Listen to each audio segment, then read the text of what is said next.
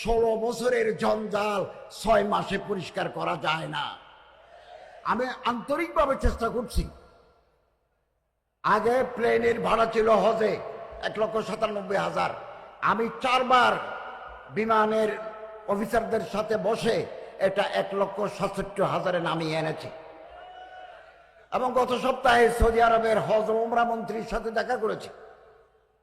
পানির জাহাজে কিছু হাজি পাঠাতে চেয়েছিলাম, আমাদের দেশে জাহাজ নাই। সৌদি গভর্নমেন্ট পারমিশন দিয়েছে, জাহাজ নাই।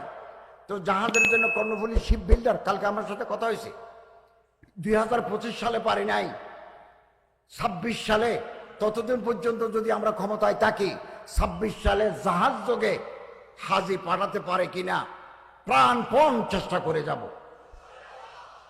এবং আমি এবারও সৌদি হজ মন্ত্রীকে বলেছি, 50 ভাগ হাজি বাংলাদেশ বিমান বহন করে, 35 ভাগ বহন করে সৌদি আরবিয়া, 15 ভাগ বহন করে ফ্লাই নাস। আমি ওনাকে বলেছি, কোন কর্তৃপক্ষ যদি বেশি দামে ভাড়া দাবি করে আমরা থার্ড ক্যারিয়ার নিতে পারি কিনা। তিনি আমাকে বলেছেন, আপনি লিখিতভাবে আমার চিঠি দেন, এটা যদি পাই বাংলাদেশ বিমান অথবা আর কেউ যদি ভাড়া বেশি চায়, আমি আমিরাটস ভাড়া করব, আমি কাতার এয়ারওয়েজ ভাড়া করব এবং গালফ এয়ার ভাড়া করব। আমার দেশের হাজিরা যাতে একটু কম পয়সায় হজ করতে পারে, আমি অত্যন্ত সচেতন। আমার মন্ত্রণালয়ের অধীনে যদি কেউ ঘুষ খায়, আপনি যদি প্রমাণ দিতে পারেন, আমি তাকে সাসপেন্ড করে দেব। আমি এটা স্পষ্ট করে বলেছি।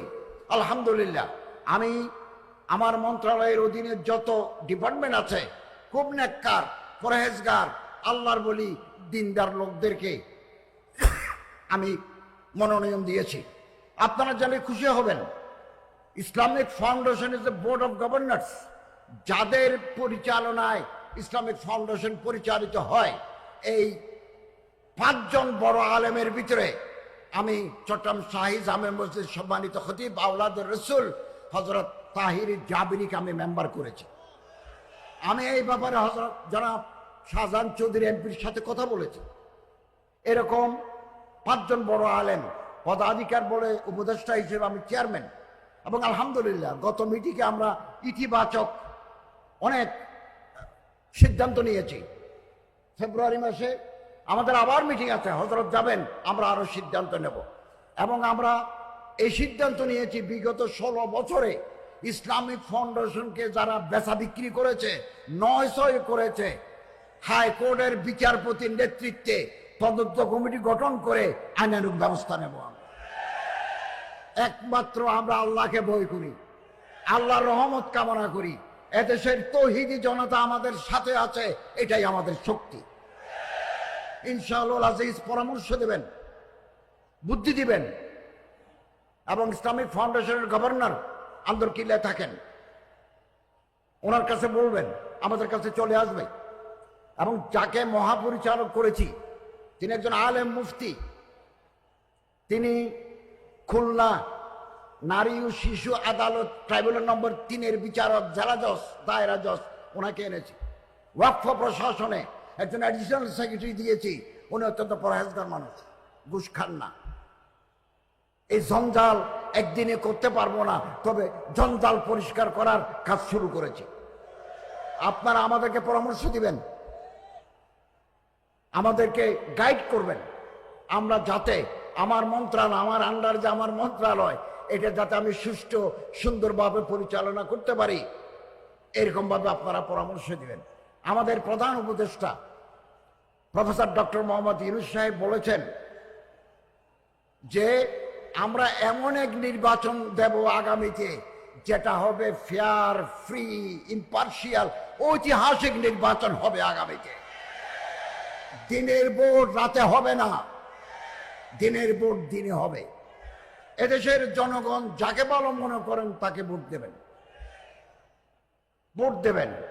ভোট নিয়ে কোনো কারচুপি হবে না। কোথাও যদি কেউ যদি ব্যালট বাক্স চুরি করে নিয়ে যায়, মুহূর্তের ভিতরে আমরা সেই সেন্টার বন্ধ করে যাব। আপনারা নিশ্চিন্ত থাকুন, আমরা এই দেশকে বৈষম্যহীন, সুন্দর, ইনসাফ ভিত্তিক একটা দেশে পরিণত করতে চাই। এবং একমাত্র কোরআনের আদর্শ, কোরআনের আলো ঘরে ঘরে যদি জ্বালিয়ে দিতে পারি, একটা বৈষম্যহীন রাষ্ট্র, একটা বৈষম্যহীন সমাজ আমরা উপহার দিতে পারি। সম্মানিত হাজিরিন, আসুন কোরআনুল করিমকে ধারণ করি। 4টে কাজ আমাদের করতে হবে। 1 নম্বর, বিশুদ্ধভাবে কোরআন তেলাওয়াত। মান কারা আল কোরআন হারফান ফালাহু আশরু হাসানাত। এক এক করে 10টা করে নাকি শুদ্ধ কোরআন চর্চা। আলহামদুলিল্লাহ, শুদ্ধ কোরআন চর্চার ব্যবস্থা আছে। 2, ফাহামে কোরআন, কোরআনকে বুঝতে হবে। ইয়াসিন, জুমর, তওবা, নূর, মায়দা, বাকারা, ভিতরে কি, what is the message of the Lord provident, ভিতরে আছে কি, এটা আমার জানতে হবে। 3 নম্বর, কোরআনের ভিতরে আওয়াজ আদায় করি। আজকের এই ঐতিহাসিক তাফসীর কোরআন মাহফিলে হাজির হতে পারলাম, আল্লাহ তাআলা তৌফিক দিলেন, আলহামদুলিল্লাহ। ইসলামী সমাজ কল্যাণ পরিষদের এই তাফসীরুল কোরআন মাহফিল এখন 27 বছর। এটা বাংলাদেশের বরেণ্য মুফাসসিরে কোরআন হযরত আল্লামা মাওলানা দেলোয়ার হোসেন সাইদি সাহেবের স্মৃতিধন্য। আমরা দোয়া করি হযরত সাইদি সাহেবকে আল্লাহ তাআলা মাগফিরাত করুন, জান্নাতুল ফেরদৌসের আলা মাকাম নসিব করুন। আল্লাহ তাআলা পবিত্র কোরআন শরীফে বলেছেন, ওয়াতাসিমু বিহাবলিল্লাহি জামিআন ওয়া লা তাফাররাকু। আল্লাহ তাআলা বলেন, তোমরা সম্মিলিতভাবে আল্লাহর রজ্জু হাবলুল্লাহ কোরআনুল করিমকে ধরো, পরস্পর বিচ্ছিন্ন হয়েও না। দুনিয়ার সমস্ত মুসলমান এক এবং অভিন্ন। একেবারে রাবাত থেকে জাকার্তা, দুনিয়ার যারা কলেমা গো, যারা কোরআনুল করিমের ছায়ায় বড় হয়েছে, তারা এক। হতে পারে ভাষার ভিন্ন, হতে পারে রঙের ভিন্ন, হতে পারে সাইজের ভিন্ন, কিন্তু আমরা প্রত্যেকেই কোরআনকে মহাব্বত করি। এবং নানা দেশে নানা মাযহাব, নানা দেশে নানা তরিকা। আপনি এক পীর সাহেবের তরিকায়, আমি আরেক পীর সাহেবের তরিকা। আপনি এক মাদ্রাসার ফারেক, আমি আরেক মাদ্রাসার ফারেক। আপনি এক দলের সাথে যুক্ত, আমি আর এক দলের সাথে যুক্ত, কিন্তু কোরআনের ছায়া তলে আমরা সবাই এক এবং অভিন্ন। মুসলমানদেরকে বিভিন্ন দলে ভাগ করার জন্য চক্রান্ত চলছে। আমাদের এই ষড়যন্ত্র চক্রান্ত সম্পর্কে সজাগ থাকতে হবে। যে কোনো মূল্যে আমাদের ওয়াহাদাতে উম্মত, ঐক্যে উম্মতের ঐক্য ধরে রাখতে হবে। আজকে পৃথিবীর সমস্ত মুসলমান, 200 কোটি মুসলমান, 57টা মুসলমানের দেশ। আমরা যদি ঐক্যবদ্ধ থাকতে পারতাম, ইতিহাস নতুন ভাবে লেখা হতো। বাংলাদেশে 18 কোটি মুসলমান, আর ভেদাভেদ নয়, আর সংঘাত নয়। একতলাপ থাকবে, একতলাপ ছিল, কিন্তু ইত্তেফাক মাল ইখতিলাফ, একতলাপ নিয়েই আমরা ইত্তেফাক হব, মতবিরোধ নিয়েই আমরা ঐক্যবদ্ধ হব। বাংলাদেশের আলেম ওলামা, বিভিন্ন তরিকার বিভিন্ন ধারার আলেম ওলামা, পীর মাশায়েখ, জুআমা, নকাবা, ওরাফা, আমরা যদি ঐক্যবদ্ধ থাকতে পারি, এক চিন্তার অনুবর্তী হয়ে যদি আমরা কাজ করতে পারি, আগামীকাল যে সূর্য উঠবে, সেই সূর্য হবে নতুন সূর্য। এবং আমি নয়া দিগন্তে 2019 সাল থেকে নয়া দিগন্তে পোস্ট এডিটোরিয়াল লিখেছি। এবং মুসলমানদের ঐক্য, কওমি আলিয়ার ঐক্য, বারে আর্টিকেল লিখেছি। এগুলো সমাজে ইতিবাচক প্রভাব ফেলেছে।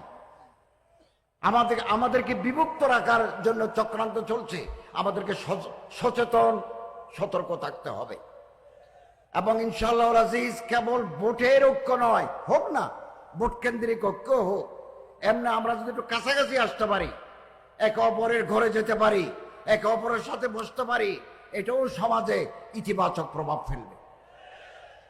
আমি আশাবাদী আমরা এই দেশে কোরআনের আদর্শে একটা সমাজ এবং রাষ্ট্র ব্যবস্থা দেখে যাব ইনশাআল্লাহ, ইনশাআল্লাহ।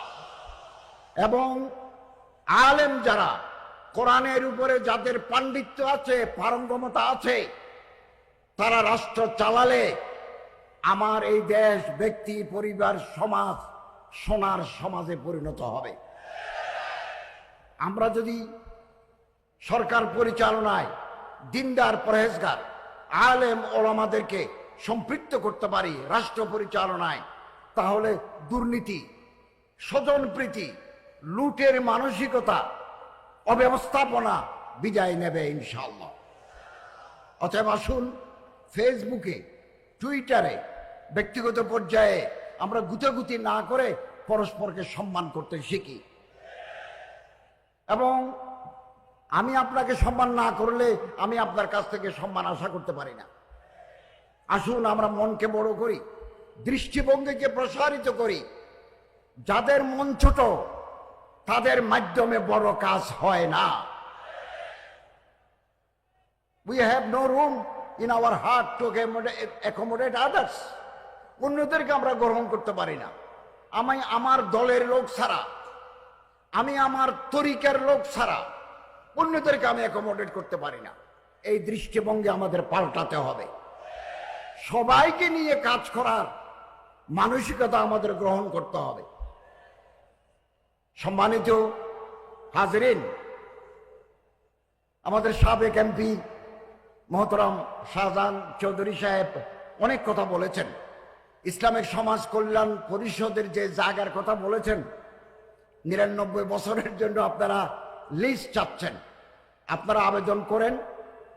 ধর্ম মন্ত্রণালয়ের উপদেষ্টা হিসেবে আমার যা যা করা দরকার আমি ১০০ এর জন্য কাজ করব। দ্বিতীয়, আমার মন্ত্রণালয়ের অধীনে ইসলামিক ফাউন্ডেশন, ওয়াকফ প্রশাসন,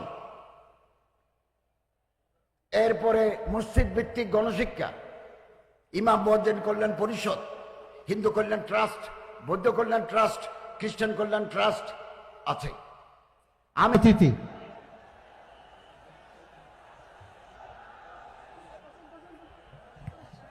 সম্মানিত হাজিরিন, আপনারা বসুন, দয়া করে বসুন।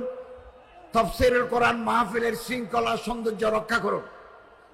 আমি এখনই আমার বক্তৃতা শেষ করে দেব। আজকের প্রধান মুফাসসির হযরত আল্লামা মাওলানা ডক্টর মিজানুর রহমান আজহারী সাহেব, উনি ওনার বক্তব্য পেশ করবেন, তাফসীর পেশ করবেন। সম্মানিত হাজিরিন, শুদ্ধভাবে কোরআন তেলাওয়াত, কোরআন অনুধাবন, ৩ কোরআনের আদেশ নিষেধ, আওয়ামের নওয়াহি মেনে চলতে হবে। ৪ নম্বর, কোরআন জিন্দা থাকে। এইরকম যত প্রতিষ্ঠান আছে, মাদ্রাসা আছে, তাফসীর মাহফিল আছে, মসজিদ আছে, এগুলোর সাথে আমাদের সম্পৃক্ত থাকতে হবে।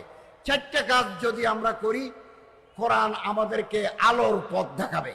আমি আবারও বলছি, এই সমাজকে যদি পরিবর্তন করতে চাই, আমরা ব্যক্তি জীবন, পারিবারিক জীবন, সামাজিক জীবন, রাষ্ট্রীয় জীবনে যদি শান্তি পেতে চাই, সুখ পেতে চাই, স্থিতিশীলতা পেতে চাই, কোরআনের আদর্শের বিকল্প নাই। সম্মানিত হাজরিন, আপনারা জেনে খুশি হবেন, আমি আজকে সকালে 560 পৃষ্ঠার আমার একটা কিতাব বেরিয়েছে, যেটা কোরআনের আদর্শ, হাদিসের আদর্শে লিখিত। 560 পৃষ্ঠা, কোরআন হাদিসের দলিল ভিত্তিক ইসলামী বিধিবিধান। এটা বেরিয়েছে আজ সকালে। আমি একটা ডক্টর মিজানুর রহমান আজহারী সাহেবের হাতে দেব। আন্দরকিল্লায় পাবেন।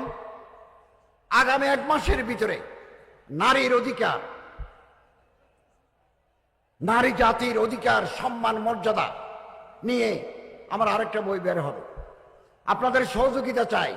আল্লাহ যেন আমাদের কলমে, আমাদের জবানে, আমাদের দিলের মাধ্যমে এই জাতির আমরা সেবা করতে পারি। আমি আশাবাদী, পবিত্র কোরআন এবং হাদিসের আলোকে একটা সুন্দর, স্থিতিশীল, বৈষম্যহীন সমাজ আমরা উপহার দিতে পারবো।